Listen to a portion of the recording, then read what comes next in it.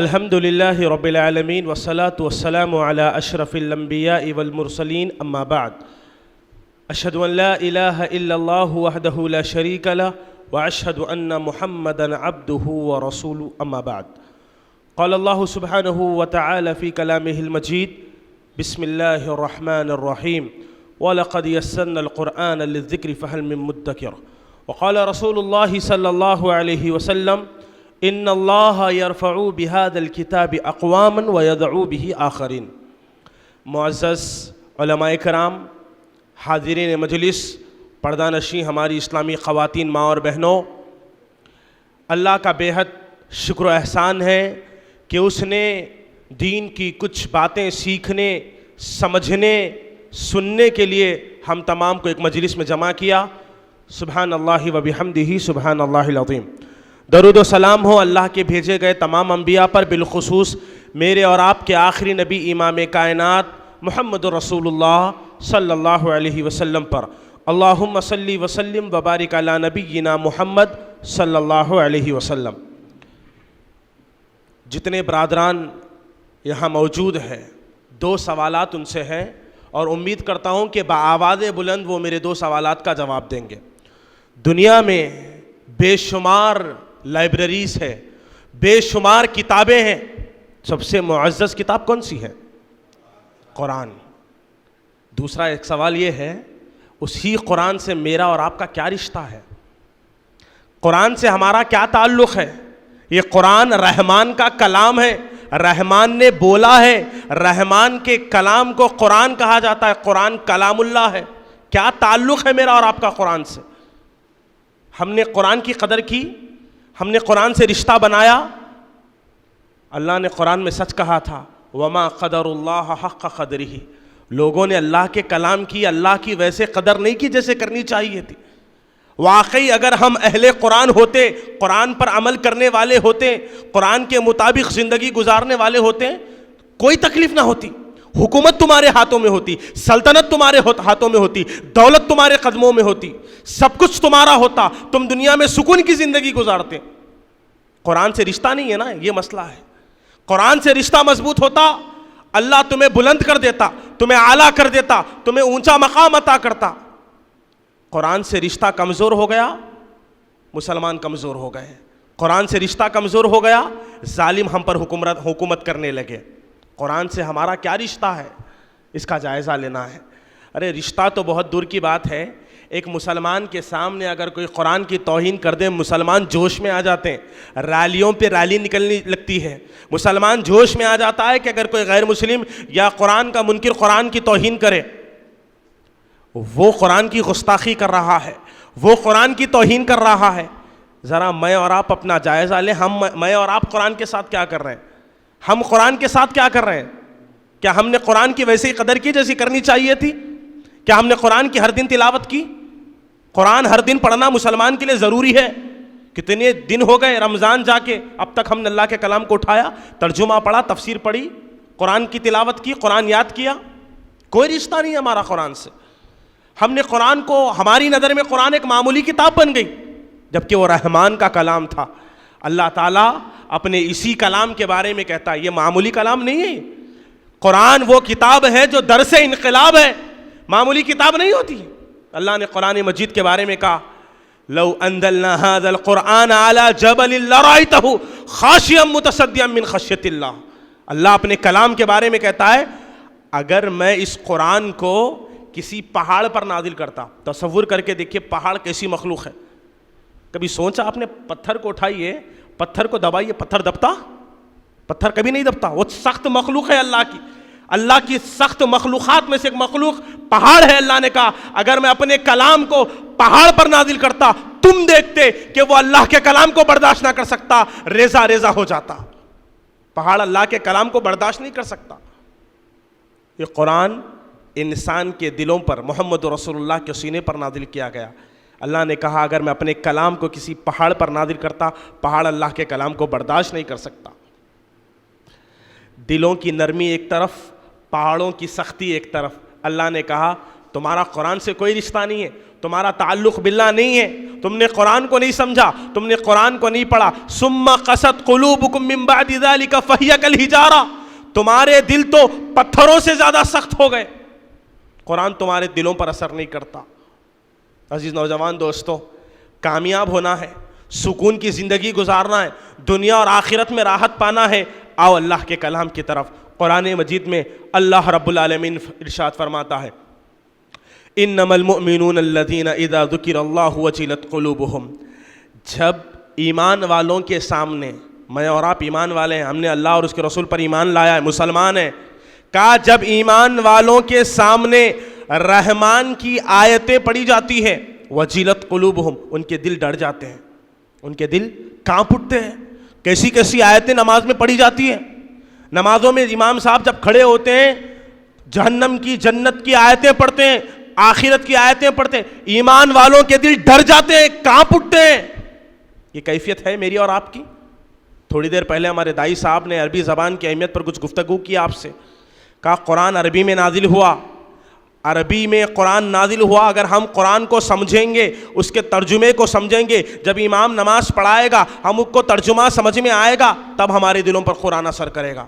بس قرآن پڑھ رہے ہیں مگر سمجھ میں نہیں آ رہا، یہ حالت ہے ہماری. آج ہماری عمر 35 سال 40 سال 50 سال کے قریب ہو گئی، قرآن پڑھنے تو آ رہا مگر سمجھ میں نہیں آ رہا.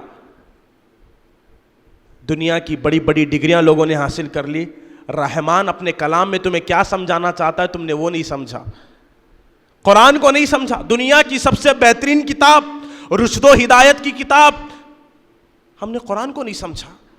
قرآن سے ہم نے تعلق ہی نہیں بنایا. ہم قرآن نہیں پڑھتے، ہم ہر دن فیس بک یوز کرتے ہیں، ہم ہر دن انسٹاگرام کے ریلز دیکھتے ہیں، ہم ہر دن اپنی خواہشات پوری کرتے ہیں، مگر 15 سے 20 منٹ بیٹھ کر اللہ کا کلام پڑھنا ہمیں نہیں آتا. پڑھنا تو دور کی بات ہے، قرآن کی تفسیر ہوتی ہے نمازوں کے بعد، فجر کی نماز کے بعد، عشاء عصر کے بعد، بیٹھنا گوارا نہیں ہے. سلام پھرنے کے بعد قوم باہر نکل جاتی ہے.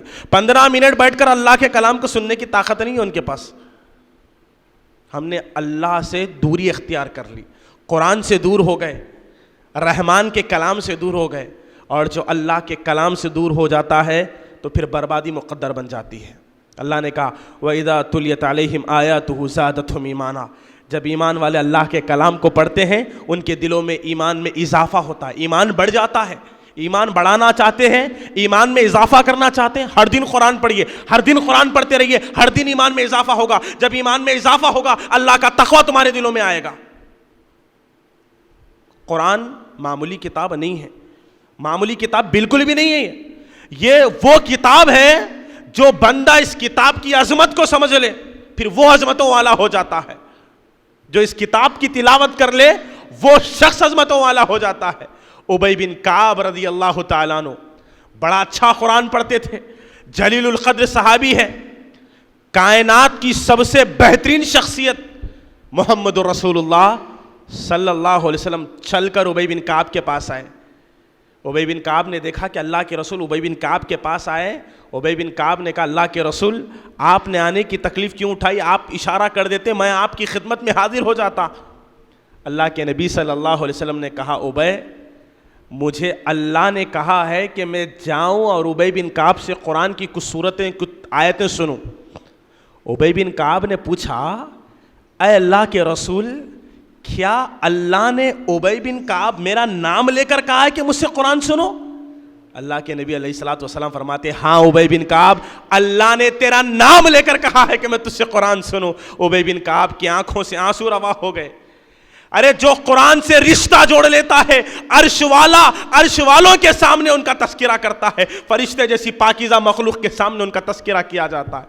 آپ تصور کر کے دیکھیے اللہ نے ابی بن کعب کا نام لیا، ابی بن کعب رونے لگے. اگر آپ لوگوں میں سے یا ہم لوگوں میں سے کوئی بڑا پولیٹیکل آدمی، کوئی بڑا نیتا یا کوئی معاشرے کا یا ملک کا کوئی بڑا آدمی ہمارا نام لے لے اسٹیج پر کھڑے ہو کے ہمارا سینہ چوڑا ہو جاتا ہے، خوشی سے پاگل ہو جاتے ہیں.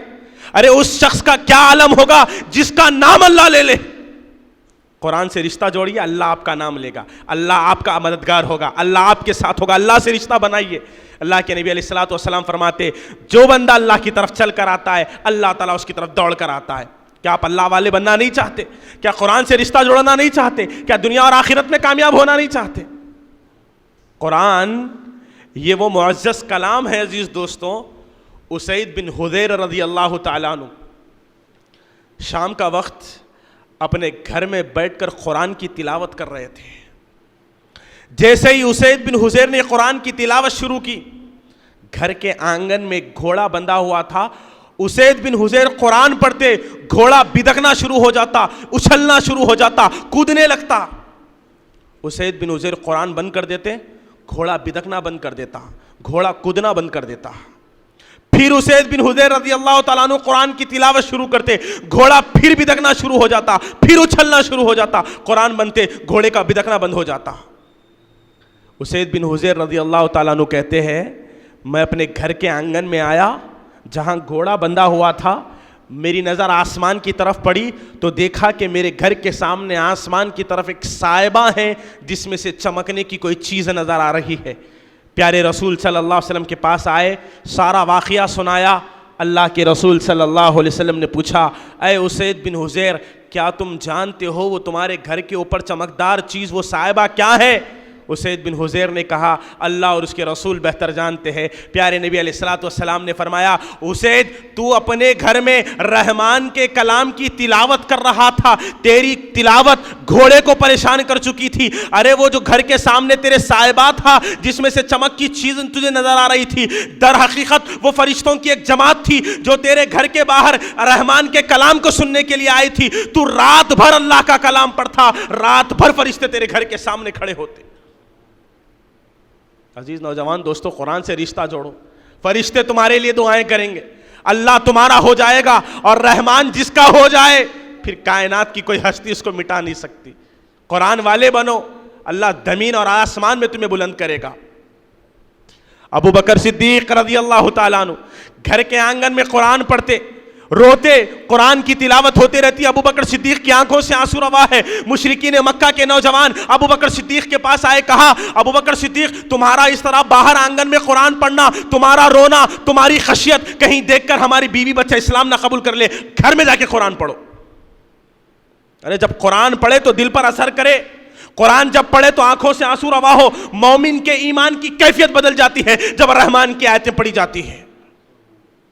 اپنے دل میں ایمان تازہ کیجیے, قرآن پڑھیے, سمجھیے. پیارے نبی علیہ الصلوۃ والسلام نے کہا, خیرکم من تعلم القرآن وعلمہ. خیر ایک ایسا لفظ ہے, امام نووی فرماتے ہیں ساری بھلائیاں جس کے اندر جمع کر دی گئی ہے اس لفظ کو کہتے خیر. ساری بھلائیاں جس لفظ کے اندر جمع کر دی جائے اس لفظ کو کہتے ہیں خیر. اللہ کے نبی نے فرمایا, خیرکم من تعلم القرآن وعلمہ, تم میں کا سب سے بہتر خیر اس نے جمع کیا جس نے قرآن سیکھا, دوسروں کو سکھایا. قرآن سیکھنے پر ثواب, سکھانے پر ثواب. دنیا کی کوئی کتاب نہیں ہے ایسی, حدیث کی کتاب بھی نہیں ہے, صرف قرآن وہ کتاب ہے جس کے پڑھنے پر ثواب لکھا جاتا ہے. یہ اس کی تلاوت عبادت ہے, اس کا پڑھنا عبادت ہے. اللہ اکبر. ہم نے قرآن کو نہیں سمجھا. میں نے کہا وما قدر اللہ حق قدرہ, ہم نے اللہ کی ویسے قدر نہیں کی جیسے کرنی چاہیے تھی. ہم نے قرآن کو نہیں سمجھا. آپ تصور کر کے دیکھیے قرآن نے کیسے کیسے انقلابات دنیا میں برپا کی. ہم معمولی کتاب سمجھتے ہیں, ہمارے گھر کے محرابوں میں رکھی ہوئی ہے کتاب, دیمکیں کھا رہی ہے, مگر قرآن اٹھا کر پڑھنے کی توفیق نہیں ہے. اماں عائشہ صدیقہ رضی اللہ تعالیٰ عنہ کہتی ہے وہ کلام ہے اللہ کا. کہتی ہے عائشہ صدیقہ رضی اللہ تعالیٰ عنہ, اللہ کے نبی صلی اللہ علیہ وسلم کو سردی کے مہینے میں جب وحی نازل ہوتی, قرآن کی آیتیں جب نبی پر اتاری جاتی, امی عائشہ کہتی ہے وہ کیفیت اللہ کے رسول کی بدل جاتی. سردی کے زمانے میں جب وحی کا نزول ہوتا اللہ کے رسول کے پسینے چھوٹ جاتے ہیں, پسینے چھوٹ جاتے. یہ کلام ہے, یہ کلام ہے اللہ کا, کوئی معمولی بات نہیں ہے. تم نے زندگی کو کھیل اور تماشا بنا لیا, یاد رکھو بربادی تمہارا مقدر ہے. قرآن سے رشتہ جوڑیے, ہر دن قرآن پڑھیے. اللہ نے دن میں 24 گھنٹے دیے نا, 15 منٹ قرآن پڑھیے ہر دن. اس کے بعد دیکھیے زندگی میں کیسا انقلاب آئے گا. یقیناً آئے گا. پوری امید کے ساتھ, یقین کے ساتھ, اللہ پر بھروسہ کرتے ہوئے اخلاص کے ساتھ قرآن پڑھیے. قرآن ایمان والوں کے لیے شفا ہے, ہدایت ہے, سکون کا ذریعہ ہے. الا بذکر اللہ تطمئن القلوب, دلوں کا سکون قرآن میں ہے. اب اگر اس قرآن سے رشتہ نہیں جوڑیں گے تو کیا ہوگا؟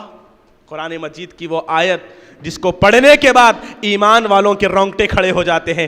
کہا اللہ تعالیٰ نے وَمَنْ أَعْرَضَ عَنْ ذِكْرِي فَإِنَّ لَهُ مَعِيشَةً ضَنْكَ, جو شخص اللہ کے کلام سے منہ موڑے گا, قرآن سے اعراض کرے گا, قرآن نہیں پڑھے گا یا قرآن کو نہیں سمجھے گا یا قرآن کو پیٹ کے پیچھے ڈال دے گا. کہا اللہ تعالیٰ نے وَمَنْ أَعْرَضَ عَنْ ذِكْرِي, جو قرآن سے منہ موڑے گا فَإِنَّ لَهُ مَعِيشَةً ضَنْكَ, اللہ اس کی دنیاوی زندگی کو تنگ کر دے گا.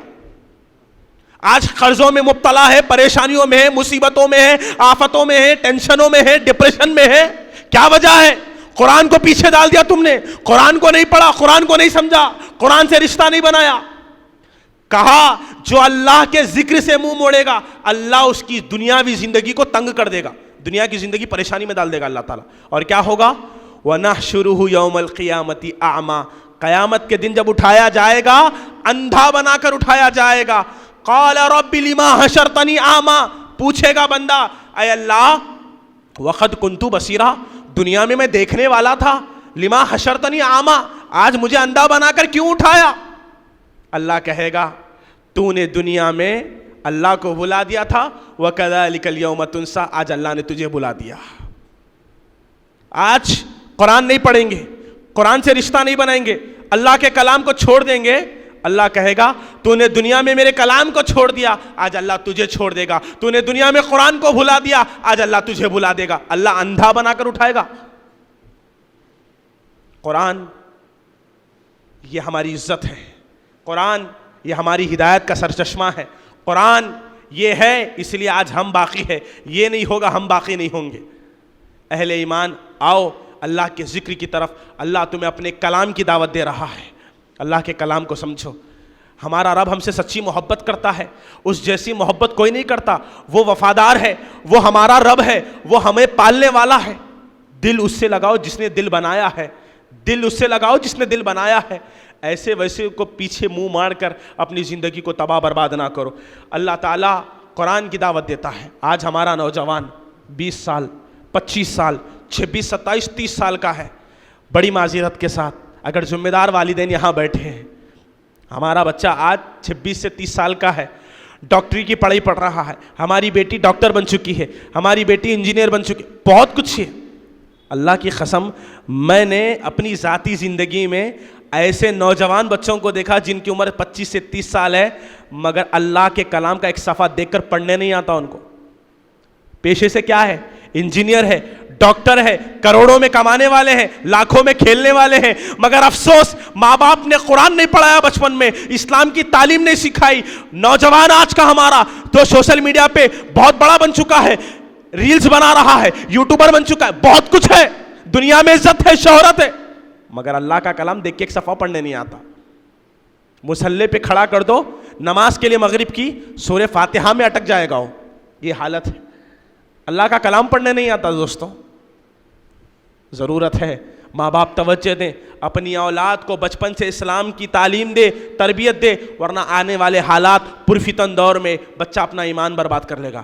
قرآن سے رشتہ نہیں جوڑیں گے نا, کتنی بڑی بربادی ہوگی. قرآن سے اگر رشتہ نہیں جوڑیں گے نسلیں برباد ہوگی, ایمان خراب ہوگا, عقیدہ ختم ہو جائے گا. پیارے نبی علیہ الصلوۃ والسلام کی حدیث ہے, بڑی طویل حدیث ہے, مختصر یہ کہ اللہ کے نبی صلی اللہ علیہ وسلم نے فرمایا قیامت کے قریب فتنوں میں سے ایک بہت بڑا فتنہ, یہ ایسا فتنہ جس فتنے سے سارے انبیاء نے اپنی قوموں کو ڈرایا ہے, دجال کا فتنہ. بہت خطرناک, بہت بڑا, بہت دردناک فتنہ ہے. سارے فتنوں میں سب سے بڑا فتنہ دجال کا فتنہ ہے. پیارے نبی نے فرمایا دجال کے دنیا میں آنے سے پہلے اللہ آسمان کو حکم دے گا کہ اب بارش نہیں برسانا, بارش روک لی جائے گی. اللہ زمین کو حکم دے گا اناج نہیں اگانا, اناج روک دیا جائے گا. نہ دجال جب دنیا میں آئے گا نہ آسمان سے بارش برسے گی نہ زمین سے اناج اگے گا. صحابہ کرام پریشان ہو گئے, پوچھا اللہ کے رسول صلی اللہ علیہ وسلم دجال کا فتنہ جب دنیا میں آئے گا, آسمان سے نہ بارش ہوگی نہ زمین سے اناج ہوگا, تو مومن کیا کھائیں گے؟ بارش نہیں برسے گی, اناج نہیں ہوگے گا, تو مومن کیا کھائیں گے؟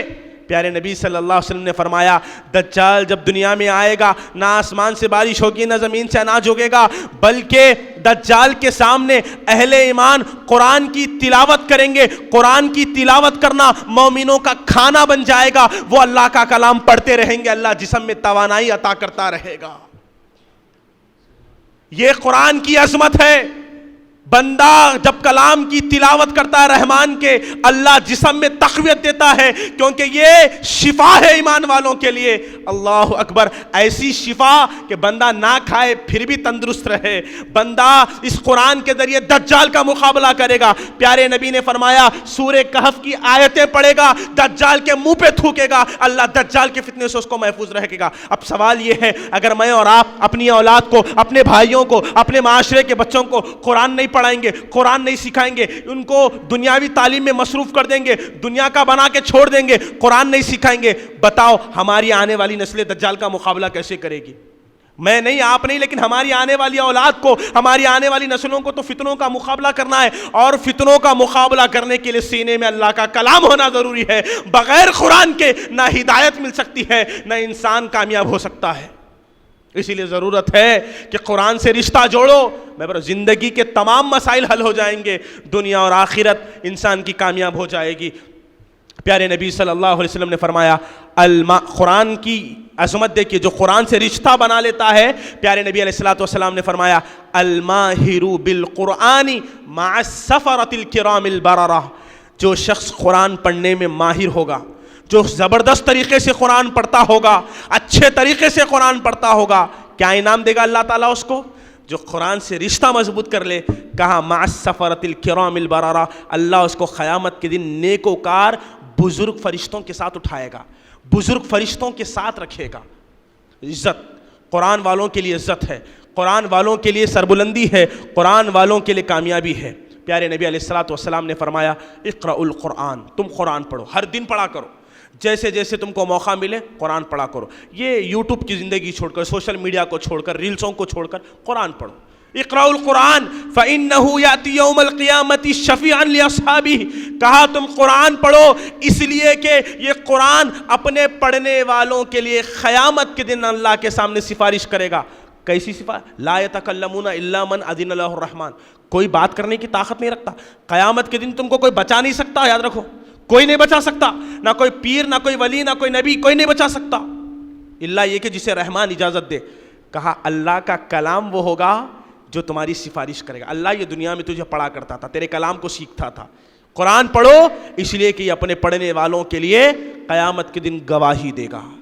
اے عزیز نوجوان دوستو، میری تمام باتوں کا خلاصہ یہ ہے کہ میں اور آپ مسلمان ہیں، ہماری عزت قرآن سے ہے، ہماری عزت مساجد سے ہے، ہماری عزت اسلام سے ہے، تو میں اور آپ قرآن کی تلاوت کریں، قرآن سے رشتہ مضبوط کریں، زندگی کے تمام مسئلوں کو اللہ تعالی حل کر دے گا۔ شاعر نے بڑا خوب کہا تھا، اپنی بھی الگ ایک پہچان رکھتے ہم، اپنی بھی الگ ایک پہچان رکھتے ہم، جو صحابہ نے رکھا کاش وہ ایمان رکھتے ہم۔ دنیا ادب سے چومتی ہمارے قدموں کو، اگر موبائل کی طرح ہاتھوں میں قرآن رکھتے ہم۔ وآخر دعوانا ان الحمد للہ رب العالمین۔